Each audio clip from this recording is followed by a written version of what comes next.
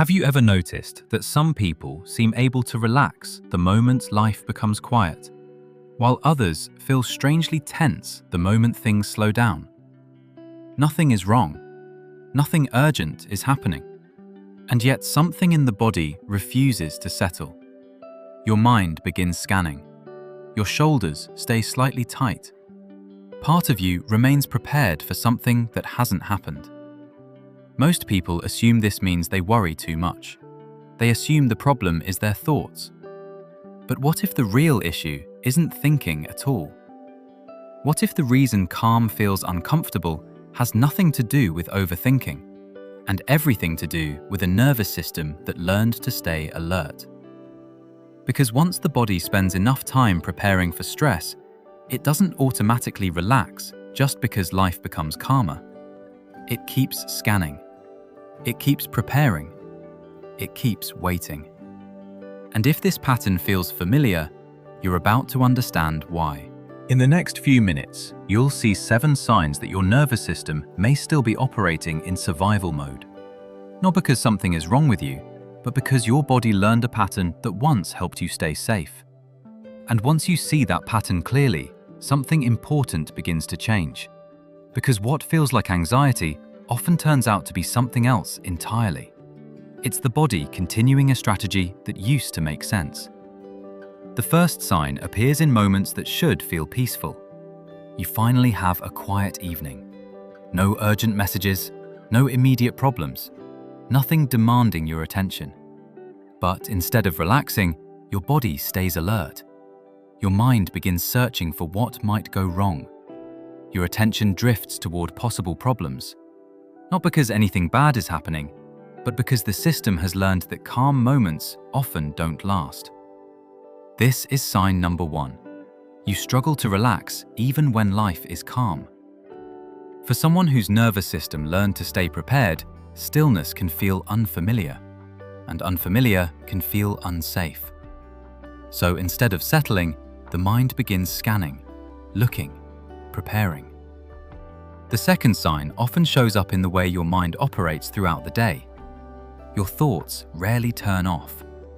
You replay conversations. You analyze interactions. You imagine possible outcomes. You mentally prepare for things that haven't happened yet. This pattern often gets labeled as overthinking. But from the brain's perspective, something else is happening. It's preparation. If your system learned that unexpected problems could appear at any time, your mind naturally starts trying to stay one step ahead. So it scans, constantly. This is sign number 2. Your mind continuously searches for problems, even during ordinary moments. The third sign appears when small stresses suddenly feel larger than they should. A minor problem appears. A message arrives. Something changes in the day's plan. And suddenly, your energy drops. The stress feels heavier than expected. Tasks that seem manageable for others begin to feel draining. This is sign number 3. Small stresses can feel overwhelming. Not because you're weak, but because a nervous system that stays alert already carries a high level of tension. When a new stressor arrives, the system has very little remaining capacity to absorb it. It's already been working hard for a long time. The fourth sign is more subtle. Many people who spent years in unpredictable environments learned something very specific. They learned to monitor the emotional state of others. They became sensitive to mood shifts, small changes in tone, the tension in a room, the way someone responds. As adults, this often shows up as people-pleasing, avoiding conflict, trying to keep everyone comfortable, trying to reduce tension before it escalates. This is sign number 4. You feel responsible for other people's emotions, not because you chose that role, but because earlier in life, it helped you navigate unpredictable situations. The fifth sign appears when you finally try to rest. You take time off. You sleep longer. You reduce responsibilities. But something surprising happens. The sense of pressure doesn't completely disappear. Your mind still feels active. Your body still feels partially alert. This is sign number 5. Rest doesn't always restore you. Because rest alone doesn't retrain a nervous system that still expects disruption. Until the body begins recognizing safety again, it may continue staying prepared. The 6th sign appears during good moments. Life feels stable. Things are going well. Nothing urgent is wrong. And yet, somewhere in the background, a quiet thought appears. Something will probably ruin this. This calm won't last. Something will go wrong. These thoughts don't necessarily feel dramatic. They often feel quiet, almost automatic. This is sign number 6. You quietly expect something to go wrong. Not because you're negative, but because a nervous system that spent years preparing for sudden change learned to anticipate disruption. The 7th sign may be the most surprising. Calm environments themselves begin to feel uncomfortable. Silence feels strange. Stillness feels unfamiliar. Moments without urgency create a subtle restlessness. Not because calm is dangerous, but because the system hasn't experienced it consistently enough. This is sign number 7. Calm itself can make you anxious. And when people notice these patterns, they often assume something is wrong with them. They assume they're overly sensitive, overly anxious, too reactive. But something very different is often happening. Your nervous system learned to survive. That's all. And understanding how that learning occurred changes the entire picture. Most survival patterns follow a simple progression. First, the body experiences repeated unpredictability. Situations change quickly. Emotional environments shift. The system begins preparing earlier. Staying alert becomes useful.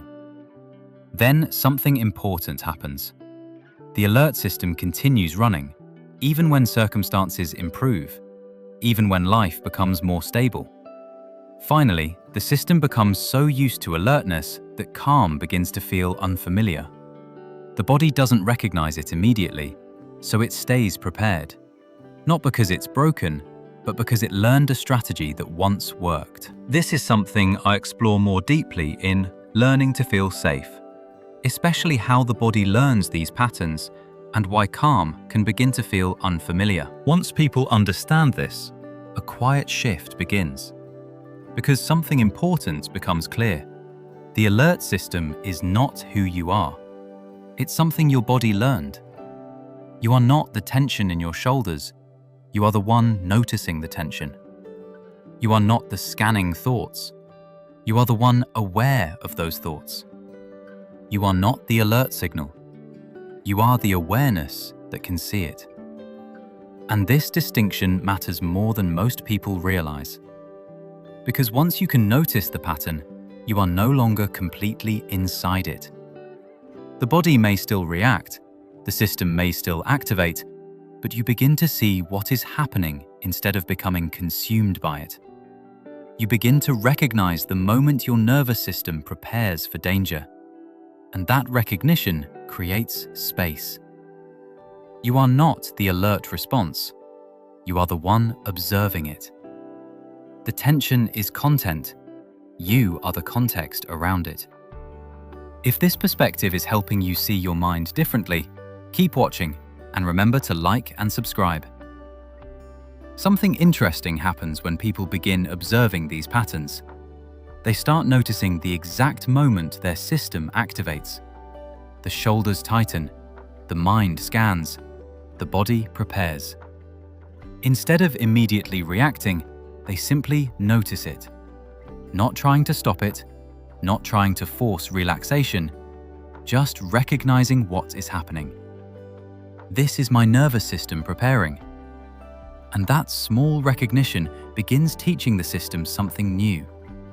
Not every quiet moment hides danger. Not every calm environment leads to disruption. Safety can exist without preparation. At first, this shift is subtle. The system still activates, but now there is awareness around it. You notice the pattern. You label it. You bring attention back to the present environment. And slowly, the nervous system begins learning a different signal. The absence of danger does not need to feel unfamiliar. The body begins adjusting, not overnight, but gradually, because nervous systems learn through repetition. Each moment you notice the pattern, instead of becoming lost inside it, the system receives new information. Calm can exist. Quiet can exist. Stillness can exist. And nothing bad has to happen next. Eventually, something surprising begins to occur. The same calm moments that once created tension begin to feel different. Not immediately peaceful, but less threatening, more neutral. And that neutrality is where true calm begins. Because the goal was never to eliminate the survival system. It helped you navigate difficult environments. It protected you. But it was never meant to run forever. And when you begin seeing it clearly, you realize something important. Your reactions were never proof of weakness. They were evidence of adaptation. Your body learned to stay prepared. But learning goes both directions. Just as the system learned alertness, it can slowly learn safety. You are not the alert response. You are the one who can notice it. And when that awareness grows, something begins to change. Because the moment you can observe a pattern, you are no longer completely controlled by it. If you want to explore this pattern more deeply, I discuss it further in Learning to Feel Safe. If this shifted something in how you see your own reactions, consider subscribing for more explorations into how the mind works. And I'd be curious to know which of these 7 signs you recognize most in yourself. The more you know about you, the more you understand, and the better you become.